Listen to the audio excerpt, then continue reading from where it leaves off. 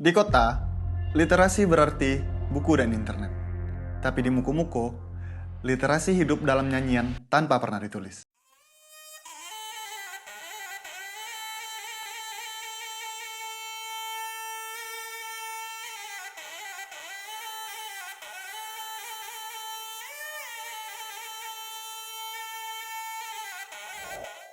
Saya lahir dan besar di Muko-Muko, sebuah kabupaten yang terletak di ujung Provinsi Bengkulu, yang berbatasan langsung dengan Sumatera Barat dan Provinsi Jambi.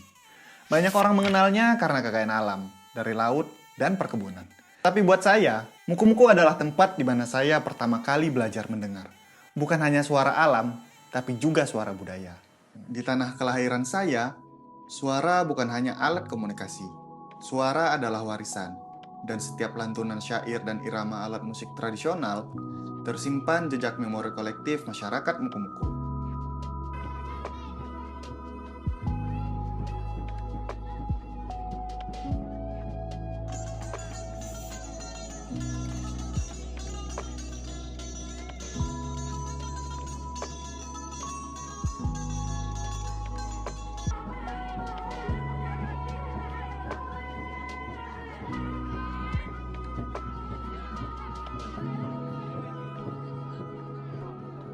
Inilah Gandai dan Gamat, bukan hanya seni pertunjukan, tapi ruang belajar yang hidup.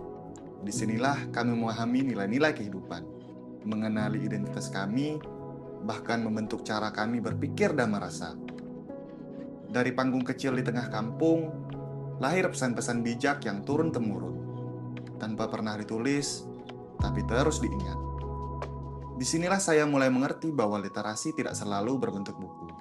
Ia bisa berupa irama, syair, dan perjumpaan antar generasi. Saya adalah seorang lulusan sarjana seni musik Karawitan, lulusan Institut Seni Indonesia Padang Panjang tahun 2022. Dalam studi saya pernah meneliti dua jenis musik tradisi yang hidup di Muko-Muko, Gandai dan Gamat.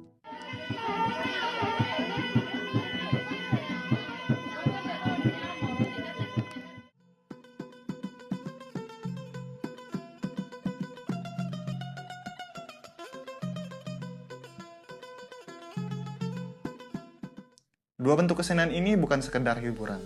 Gandai adalah pertunjukan adat yang penuh pantun, pesan moral, dan kisah-kisah kehidupan. Sementara Gamat, musik yang tumbuh di masyarakat, yang menumbuhkan kebersamaan dan makna yang hangat. Saya masih ingat ketika mewawancarai seorang pemain Gandai. Dia bercerita sambil menyanyikan bait demi bait pantun yang sudah dihafalkan sejak kecil. Dia tidak pernah menuliskannya, tapi mengingatnya dari ayah dan kakeknya. Bagi saya, itu adalah bentuk literasi lisan yang hidup dan tumbuh di tengah masyarakat. Di kota, kita diajarkan bahwa literasi itu soal membaca buku, menulis esai, dan mengakses digital. Tapi di kampung saya, anak-anak tumbuh dengan cerita yang disampaikan lewat nyanyian dan pertunjukan. Kami belajar tentang asal-usul daerah ini, nilai hidup, hingga sejarah nenek moyang. Semua diajarkan melalui kesenian. Masyarakat Muko-Muko membaca dunia lewat nada dan kata-kata yang mengalun. Itulah mengapa saya percaya budaya kita menyimpan bentuk literasi yang tak kalah kuat. Indonesia sedang bermimpi besar untuk tahun 2045, yaitu 100 tahun kemerdekaan. Tapi, untuk mencapai masa depan, kita perlu mengingat memori masa lalu.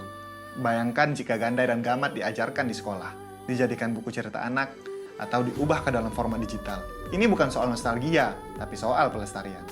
Literasi budaya seperti ini dapat menjadi kunci. Memperkenalkan jati diri sejak dini, memperkuat empati, dan membuka jalan bagi generasi muda untuk mencintai daerah dan budayanya sendiri. Kadang saya bertanya-tanya, apakah suara-suara tradisi itu akan tetap terdengar 20 atau 30 tahun dari sekarang? Tapi saya percaya, selama ada anak muda yang mau mendengar, selama masih ada ruang untuk bercerita, dan selama ada orang tua yang tetap menyalakan nilai budaya, suara itu tidak akan pernah padam.